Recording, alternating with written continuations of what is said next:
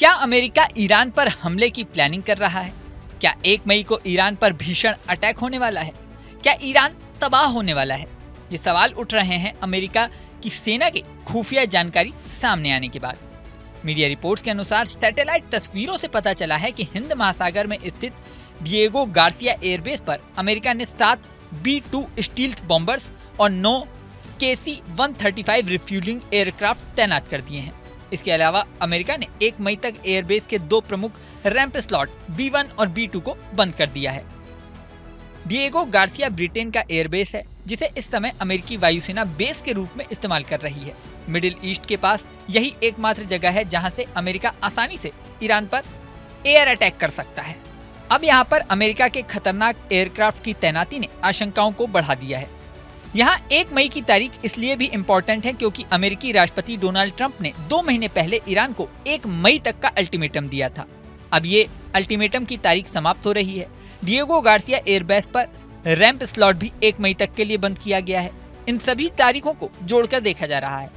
दरअसल middle east में अभी तक इजराइल की जंग हमास, हिजबुल्लाह जैसे कट्टरपंथी संगठनों से चल रही थी, लेकिन अब ईरान और इजराइल के बीच टकराव बढ़ रहा है। हमास, हिजबुल्लाह, हुती जैसे संगठनों का मददगार भी ईरान ही है। ये दावे भी सामने आते रहे हैं कि ईरान गुपचुप रूप से परमाणु बम बना रहा है। ऐसे में अब ईरान और अमेरिका के बीच भी तनाव बढ़ रहा है। ईरान और अमेरिका के बीच तनाव की प्रमुख वजहें देखें तो सबसे पहली बात है कि ईरान लगातार अपने परमाणु कार्यक्रम को आगे बढ़ा रहा है, जो अमेरिका और उसके सहयोगियों के लिए खतरा बनता जा रहा है। दूसरा, अमेरिकी सैन्य ठिकानों पर हुती विद्रोहियों और ईरान समर्थित मिलिशिया के हमलों के बाद अमेरिका ने कई बार जवाबी हमले किए। इसके अलावा अमेरिका ने ईरान पर अंतर्राष्ट्रीय तेल व्यापार को बाधित करने का भी आरोप लगाया है। अमेरिका अगर ईरान पर सैन्य कार्रवाई करता है तो मिडिल ईस्ट के कई देश उसे मदद दे सकते हैं। सबसे पहले कतर अमेरिका का मददगार है। कतर के अल उदैद एयरबेस पर 10,000 से अधिक सैनिक और दर्जनों लड़ाकू विमान तैनात हैं। अमेरिका का सेंटोकॉम यानी सेंट्रल कमांड हेडक्वार्टर यहीं है। दूसरा मददगार बहरीन है। बहरीन अमेरिकी नौसेना का 5वां बड़ा बेड़ा है। अमेरिका की नौसेना का मुख्यालय जो पूरे खाड़ी देश की निगरानी करता है। प्रमुख युद्धपोत और पनडुब्बियां यहीं से संचालित होती हैं।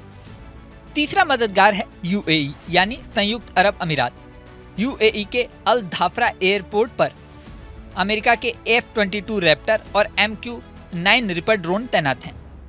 अमेरिकी एयरफोर्स के रडार और मिसाइल डिफेंस सिस्टम का अहम केंद्र यही है।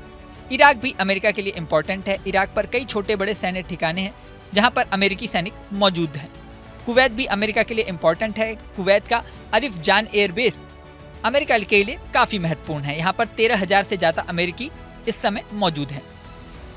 जॉर्डन के मुबारक और किंग फतह एयरबेस पर भी ड्रोन हमलों और खुफिया अभियानों का केंद्र अमेरिका ने स्थापित कर रखा है। 7वां मददगार है तुर्की। तुर्की का इंसर्लिक एयरबेस अमेरिका के लिए सामरिक एयरबेस का काम करता है। यहाँ पर परमाणु हथियार की मौजूदगी भी बताई जाती है। हालांकि कई सामरिक विशेषज्ञों का कहना है कि अमेरिका सिर्फ दबाव बनाने के लिए एयरक्राफ्ट और सेना की तैनाती कर रहा है। फिलहाल अमेरिका मिडिल ईस्ट में शायद इतनी बड़ी जंग ना चाहे। इस वीडियो में फिलहाल इतना ही। बने रहें न्यूज नेशन के डिजिटल प्लेटफॉर्म पर। न्यूज नेशन अब व्हाट्सएप पर खबरों के ताजा अपडेट के लिए न्यूज नेशन के इस QR कोड को स्कैन करें।